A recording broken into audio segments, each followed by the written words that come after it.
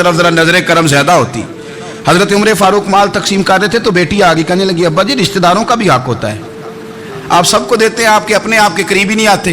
तो हजरत उमर फारूक ने क्या लफ्ज कहे, क्या हकीकत है, क्या हुस्न है। फरमाने लगे, पुत्र ये माल तेरे बाप का नहीं मुसलमानों का है, जब तेरे बाप का जाती माल होगा तो अपने रिश्तेदारों को देगा, ये मुसलमानों का माल है, ये उसी हिसाब से तकसीम होगा जो अदल का हिसाब है, जो तराजू ठीक है। फरमाया तू मुझे ये मशवरा ना दे, ये मुसलमानों का माल। यहां से निजाम इख्तिसाब शुरू होता है, यहां से इंसान आगे बढ़ता है और फिर कोई तकल्लुफ नहीं किसी पर। हजरत उमर का कोई छोटा है या बड़ा है। हजरत अबू सुफियान रदी अल्लाह तआला अन्हु सरदार रह चुके हैं मक्के के, बड़े आदमी, लेकिन निजाम एहतसाब में कोई छोटा बड़ा नहीं होता। हजरत उमर फारूक मक्का मुकरमा गए तो लोगों ने कहा, हुजूर जनाब अबू सुफियान ने ना गली में पत्थर रखे और बहुत सारे लोगों को रस्तों में तकलीफ हो रही है। तो हजरत अबू सुफियान रदी अल्लाह तआला अन्हु से भी लोग कह देते तो वो भी उठा देते, लेकिन लोगों ने, चूंकि वो सरदार थे, बड़े थे, तो लोगों ने उनसे कहा नहीं। हजरत उमर जब आए तो कहा तो जनाब उमर ने परवाह नहीं की, खुद आए, जनाब अबू सुफियान से कहा, ये पत्थर आपने रखे? कहा हुजूर हाँ। फरमाया ये भी उठाइए, ये भी उठाइए, ये भी उठाइए। जब वो उठा रहे थे तो हजरत उमर कह रहे थे, शुक्र नहीं अल्लाह का कि उमर कह रहे हैं और अबू सुफियान मानते जा रहे हैं, शुक्र नहीं। हजरत ज़ैद बिन हारिसा से नबी पाक सल्लल्लाहु अलैहि वसल्लम को बड़ा प्यार था। फिर उनके बेटे हुजूर के गुलाम ज़ादे हजरत उसामा बिन ज़ैद के साथ भी हुजूर बड़ा प्यार करते। लेकिन ये तो मुसल्लमा हकीकत है ना कि अजमत और शान तो सैयदना फारूक आज़म की ज़्यादा है। उम्मत का इत्तेफाक है कि नबियों के बाद सबसे बड़ा दर्जा जनाब सिद्दीक़ अकबर का, और फिर अल्लाह ने मकाम अता किया हजरत फारूक आज़म को। ये बड़े लोग थे।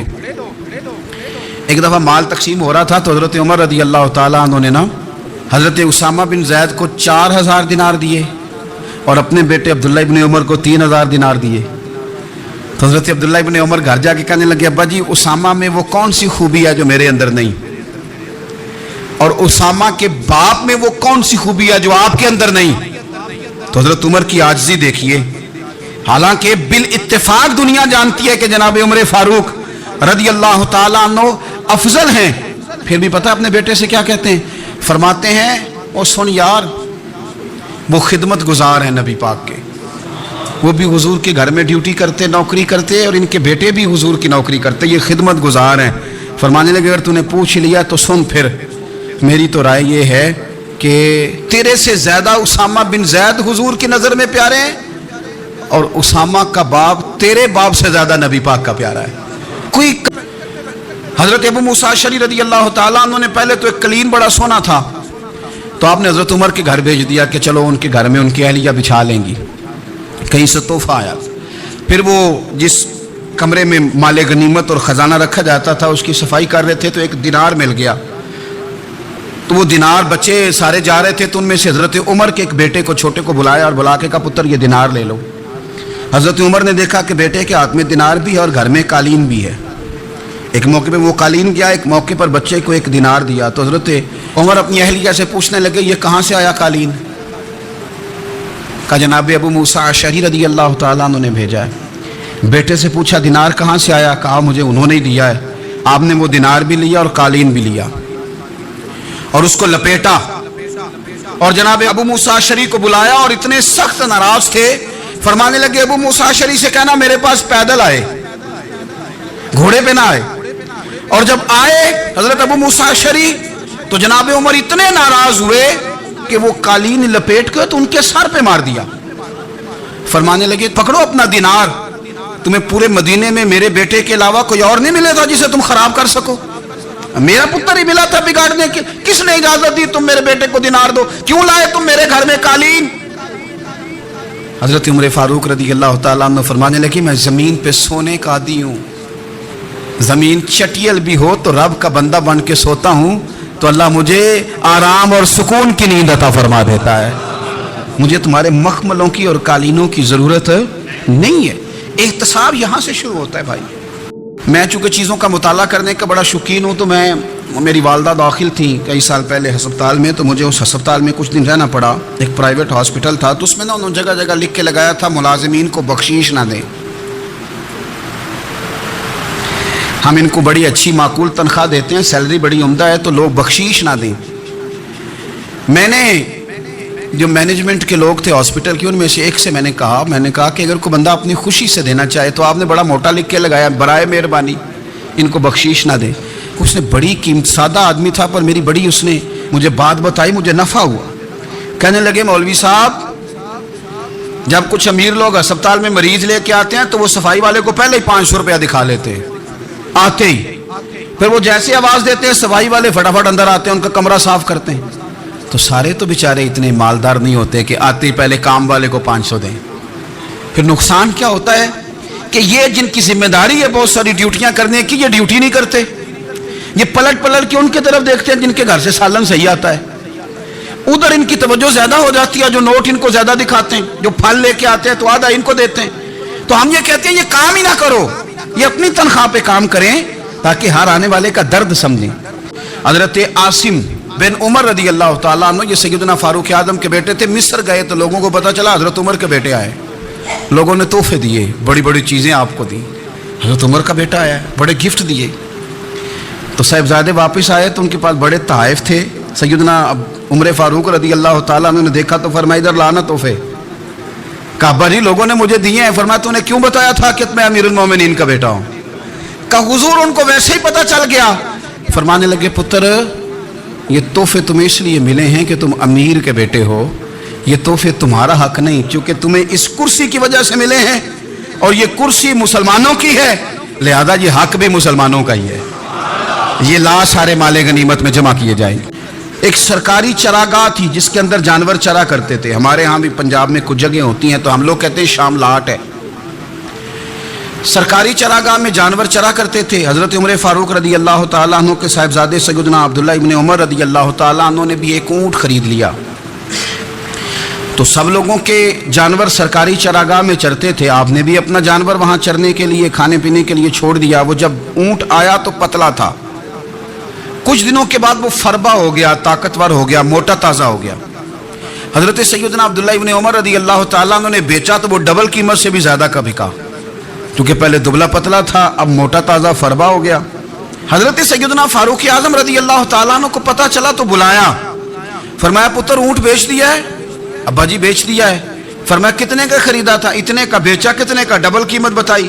فرمایا اس طرح کر کے اصل رکھ لے اور جو اوپر ملی ہے مجھے دے دے.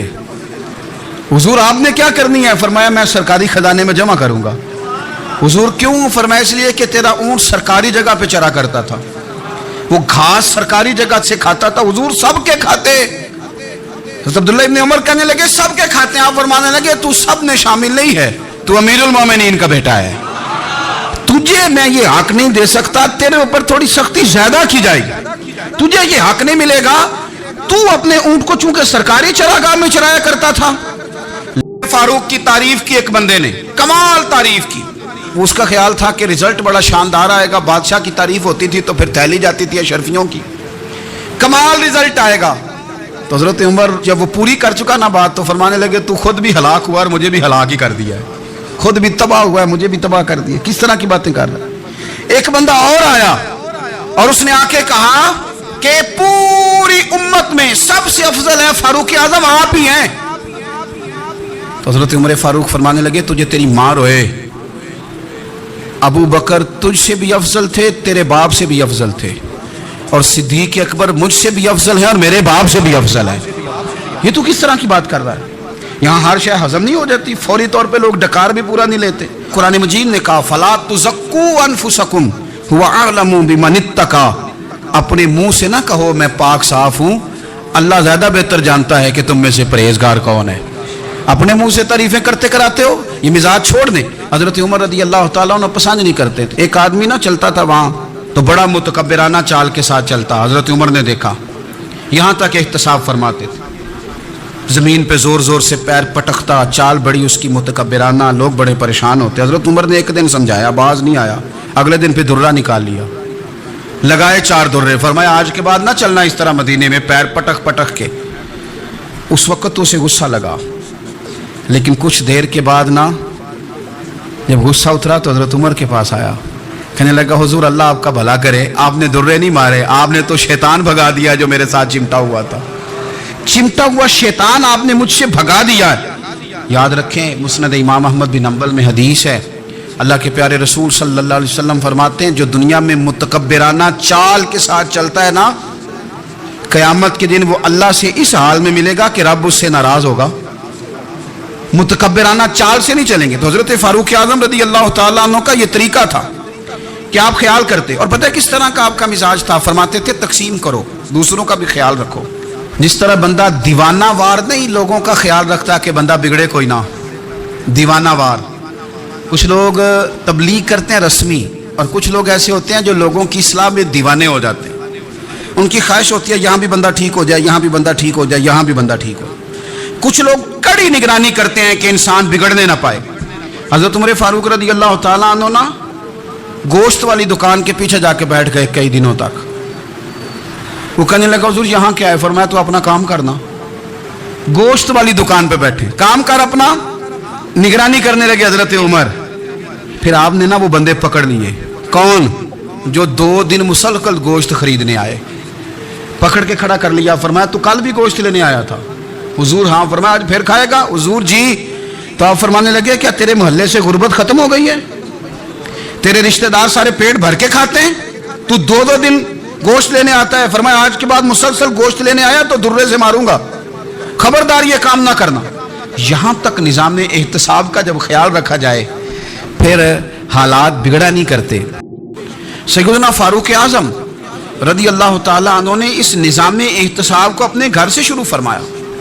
हज़रत उमर फारूक रदी अल्लाह तआला अन्हु अपने बच्चों से फरमाया करते थे कि जब मैं हुक्म लोगों को करूँगा ना, अपनी रियाया को, मुसलमानों को मैं कोई हुक्म दूंगा तो तुम्हें पहले उस पर अमल करना पड़ेगा। आप फरमाया करते थे, याद रखना लोग तुम्हें इस तरह देखेंगे, लोग इस तरह तुम्हें देखेंगे जिस तरह गोश्त खाने वाला परिंदा गोश्त को देखा करता है। चील गोश्त खाती है तो क्या कभी उसको पैगाम भेजना पड़ा है कि तू आजा, यहाँ गाय मर गई है, भैंस मर गई है? खुद ब खुद उसकी नज़र होती है, वो पहुँच जाती। जनाब उमर फरमाने लगे, मेरे घर वालों, मेरे बेटों, मेरी बेटियों, मेरी अहलिया, लोग तुम्हें इस तरह देखेंगे जिस तरह गोश्त खाने वाले परिंदे देखते हैं। लिहाजा मैं जब किसी को अमल करूं तो पहले तुम्हें उस पर अमल करना पड़ेगा जब मैं किसी को हुक्म दूं।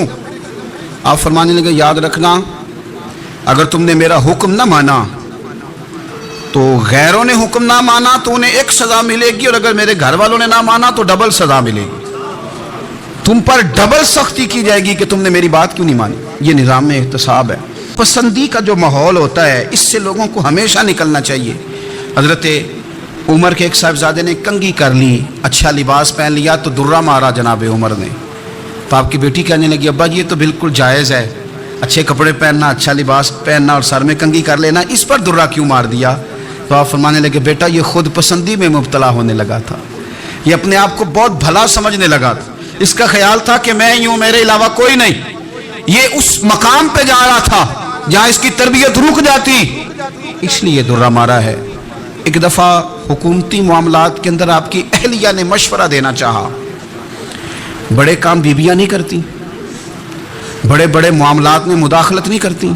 हमारे बर्रे सगीर में वो बादशाह नहीं गुजरा कि जो फैसला करता था तो कुर्सी पे बैठ जाता था और पर्दे के पीछे उसकी बीवी बैठ जाती थी, और जब वो फैसला सुनाने लगता तो यूं गर्दन पीछे करता और अहलिया जो कहती वो फैसला सुना देता।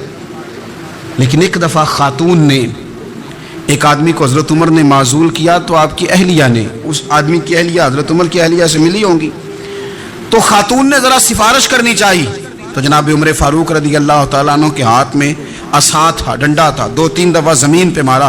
फरमाया, तुम्हें किसने इजाज़त दी है हुकूमती मामलात में मशवरा देने की? ये मशवरा मौला अली देंगे या उस्मान गनी देंगे?